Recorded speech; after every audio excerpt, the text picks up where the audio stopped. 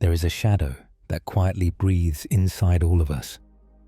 A dark core hidden within the arms of the self we believe to be innocent. It remains concealed in daylight, but when night falls, it slowly opens its eyes. Even if you don't notice, it's always there, waiting in silence, deep within.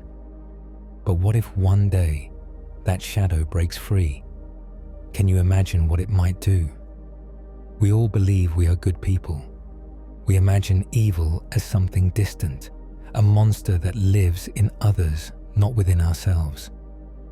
We whisper to ourselves, "I would never do that," right?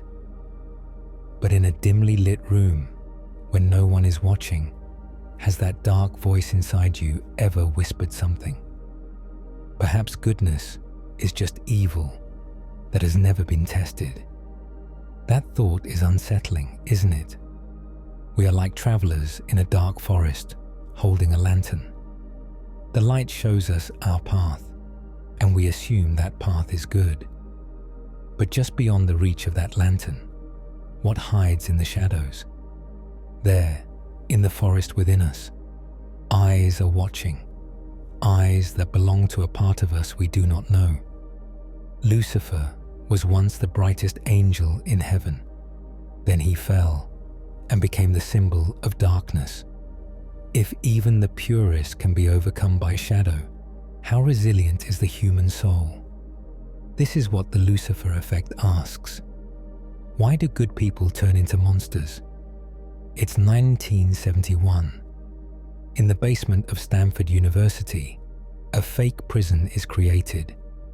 Cold concrete walls, iron bars, dim fluorescent lights. And under that strange atmosphere, a game begins. 24 volunteer students are randomly split into two groups, guards and prisoners. The guards wear uniforms, mirrored sunglasses. The prisoners have no names, only numbers. These innocent young men start believing their roles in just one day. At first, they all know it's just an experiment, just a simulation. But as the hours pass, it becomes serious. The guards begin to feel the intoxication of power. At midnight, they yank the prisoners from their beds and line them up. Small acts of defiance turn into serious punishments. Push-up penalties, cleaning toilets with bare hands, verbal abuse. The prisoners are shocked and frightened. Yesterday, they studied with these same classmates. Now, those classmates are barking orders. If a prisoner tries to resist, the guards throw him into a dark cell. The others begin to obey, out of fear. Hour by hour, the guards grow crueler, and the prisoners grow more helpless. Within just a few days, the scene becomes disturbing. The guards unleash their darkest impulses. There is no control, no empathy. Power has silenced their conscience. Some prisoners have breakdowns. You can hear them sobbing uncontrollably. What was supposed to last 2 weeks is forced to end on the 6th day, because it's no longer a game. Everything is spiraling out of control. How did these polite, educated young men turn into monsters? Zimbardo named this phenomenon the Lucifer Effect. In a toxic environment, even ordinary good people can become cruel. A uniform, a little authority, and a lack of oversight. That's enough to turn the innocent into oppressors. Would you have acted differently? You're in a small experiment room.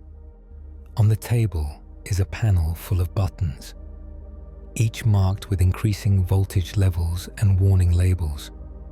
In the next room, a person you don't know is strapped to a chair. A man in a white lab coat calmly gives you instructions. For every wrong answer, you will administer an electric shock. At first, it's just a mild jolt. Harmless, you think. The person answers incorrectly. You press the button. You hear a slight moan. The instructor tells you to increase the voltage. Another mistake. Stronger current, then stronger again. The man screams, "Stop, please don't, it hurts." But the rule is clear. The shocks must continue. Your hands are sweaty, your heart pounds, you hesitate. You look to the authority figure.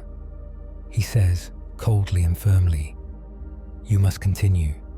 The experiment requires it. We take full responsibility." So you obey. Another scream. The higher the voltage climbs, the more painful the cries.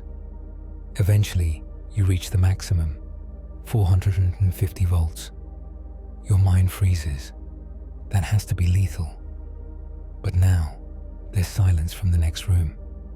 Maybe he passed out. Maybe worse. You're shaking. Your eyes fill with tears. But you did it because you were told to. This was an experiment, Milgram's obedience test, and the results were chilling. Most participants obeyed, even when it meant delivering potentially fatal shocks.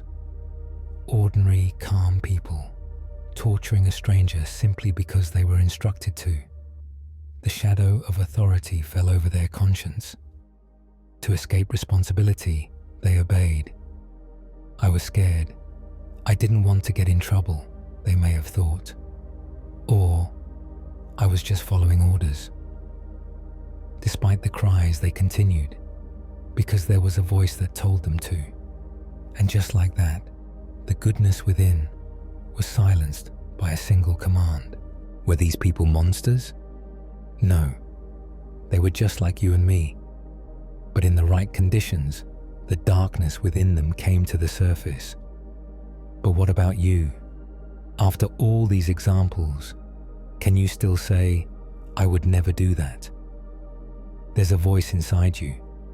It wants to believe, "They did it, but I never would." That's a dangerous illusion. None of us are as immune to evil as we think.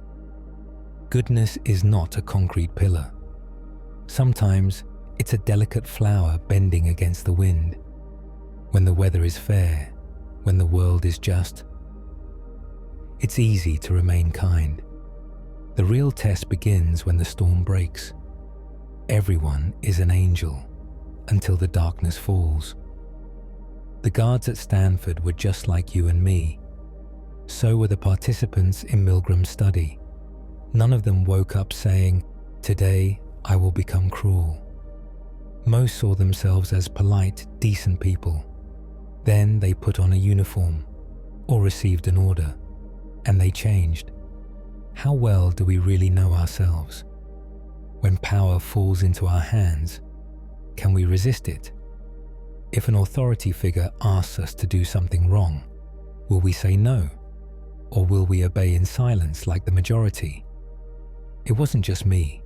Everyone was doing it. How easily that phrase comes, doesn't it? Humans are skilled at finding excuses to escape responsibility. It's easier to let your conscience fade in the comfort of a crowd. Inside a group, even wrong things can feel normal. You might follow the current or blindly submit to a powerful leader, even if it means abandoning your values. The human mind is strange. When it finds a mask to hide behind, it loses its sense of responsibility. It's easy to label others, enemy, deserves it, less than human. And suddenly, what we do to them feels justified. The mind is a master at disguising its own darkness. Don't say, "I'm different," because maybe you're not. There's a sleeping monster in all of us. Just because yours hasn't awakened yet doesn't mean it never will. Overconfidence in your goodness is how you let your guard down, and darkness loves to catch you unprepared. To confront darkness, you must first recognize it within yourself. You must know that there's a shadow in you. If you deny its existence, you won't notice when it takes over. See your own darkness clearly, so you won't judge others with arrogance when theirs is revealed. We are all human, and when the conditions are ripe, We all can fall. History's worst atrocities were carried out by ordinary people.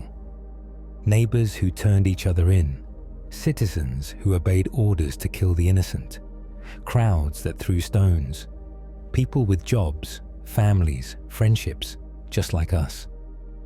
But the right environment turned them into monsters. Their inner shadows ruled the moment they found an opening.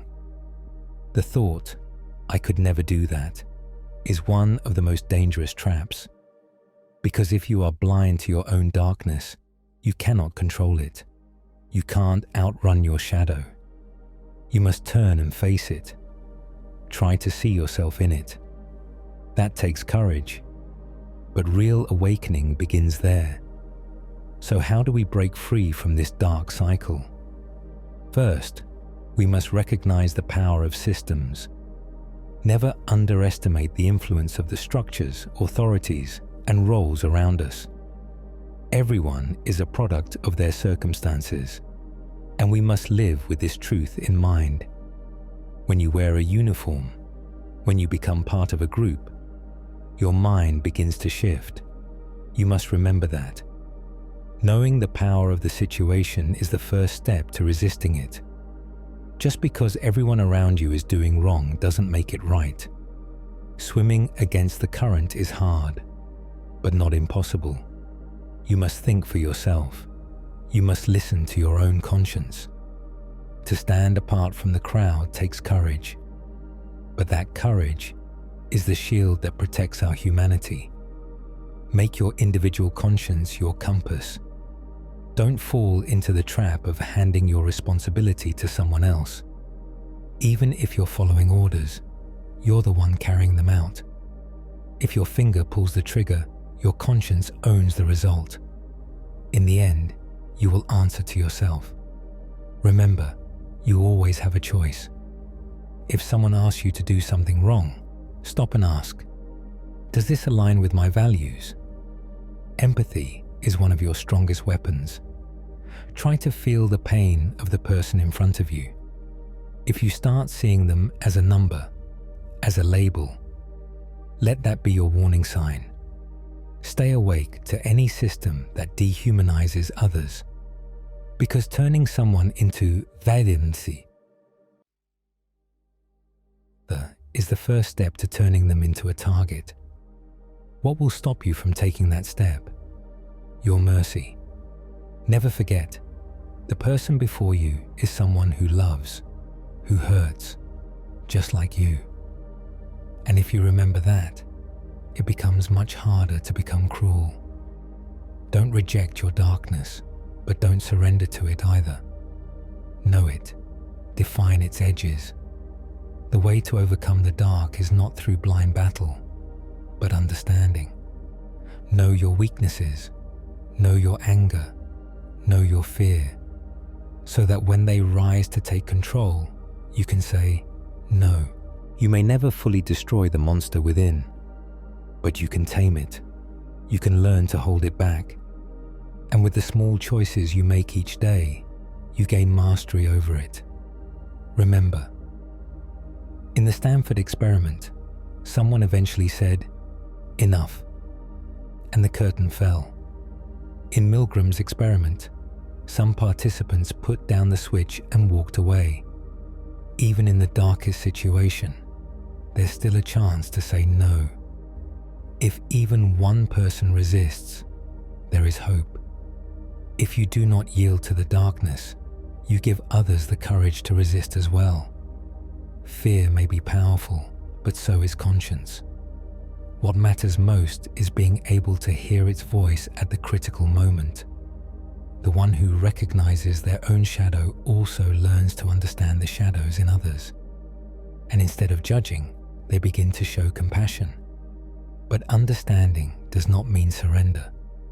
It means staying awake, so that you don't become part of the darkness spreading. Even in a system ruled by shadows, you still have the power to keep your light alive. Shadows exist only where there is light. As long as you guard that light, the darkness cannot rule you.